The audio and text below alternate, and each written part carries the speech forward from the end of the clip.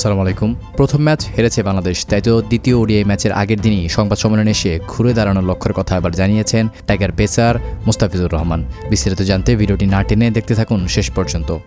Series জেতার আশা এখনও ছাড়ছে না মুস্তাফিজের বাংলাদেশ দল। 3 ম্যাচের ওয়ানডে সিরিজের প্রথম ম্যাচেই ছিলেন না মুস্তাফিজুর রহমান, তাই তো নিউজিল্যান্ডের কাছে 26 রানে হেরেছে বাংলাদেশ।